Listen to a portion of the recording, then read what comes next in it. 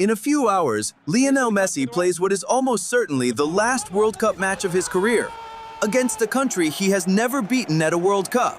And standing directly in his way is a 23-year-old doing something nobody has done at this tournament since Maradona. Let's start with the bigger picture, because both sides are carrying an unusual amount of history into this one match.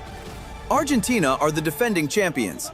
A win today puts them one game from becoming the first nation since Brazil in 1962 to win back-to-back World Cups, a feat that's only gotten harder as the tournament has expanded and the level of competition has deepened. But for Messi individually, the stakes are simpler and, honestly, heavier. This is his final World Cup. There isn't a next one being discussed. Every touch he takes today, every free kick, every moment where he drops into space to receive the ball, it's being watched by millions of people, fully aware that they might be watching it for the last time. That kind of weight changes how a match feels, even before a ball is kicked. On the other side, England are chasing something they haven't touched in 60 years, a World Cup final. Their route there is now being carried, more than anyone else, by Jude Bellingham, who has scored in each of the last 2 knockout rounds.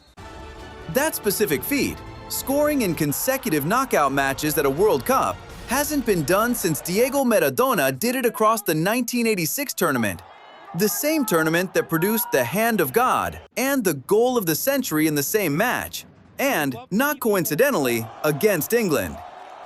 That comparison isn't just a nice stat for a highlight reel. It's the entire emotional frame of this match. England fans have spent decades hearing about 1986. Now there's a genuine chance that today becomes the match people compare 1986 to, not the other way around. England versus Argentina doesn't need manufactured drama. This is one of the sport's genuine rivalries, and it comes loaded with baggage from 2 different generations. 1986 gave us Maradona's handball goal that somehow stood, followed minutes later by a slalom run through half the England team that's still shown in greatest goals ever reels 40 years later. 1998 gave us David Beckham's red card against Argentina in the round of 16, a moment that followed him around English football for years afterward. Every England-Argentina meeting since has been read, at least partly, through the lens of those 2 matches. That's what makes today different from a normal semifinal between 2 other nations. There's an entire shared history sitting on top of the football itself, and both fan bases know it. Here's why we think this specific angle, the passing of the torch, is actually more accurate than a straightforward rivalry framing. Messi isn't just playing his last World Cup match today or tomorrow. He is, at 39 years old, essentially closing the book on the single greatest individual World Cup career anyone has ever had, spanning 6 tournaments across more than 2 decades. Bellingham, meanwhile, is 23, already a Real Madrid superstar, and playing some of the best knockout stage football anyone in this tournament has produced.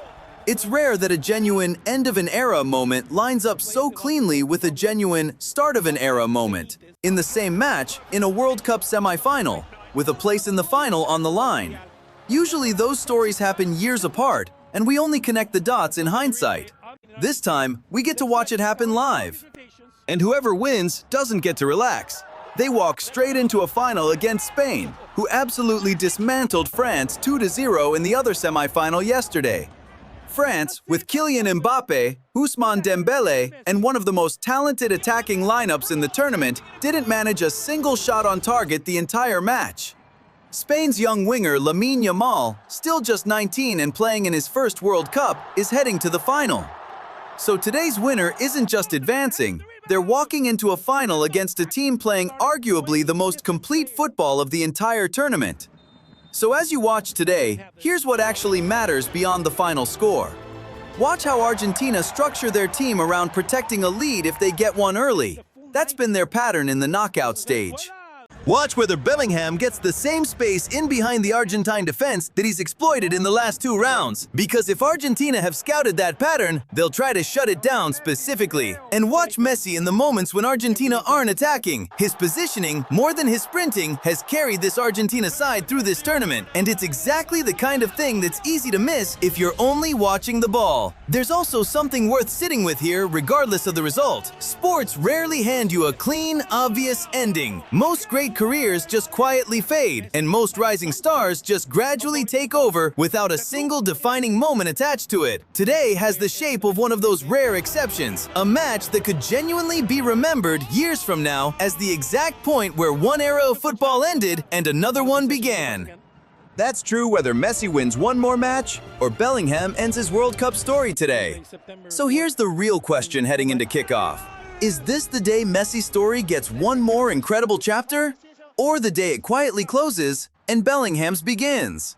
Tell us your prediction in the comments before the match starts, and subscribe, because whichever way this goes, it's a semi-final we'll be talking about for years. Just a bit offside, couldn't get it to the back of the net.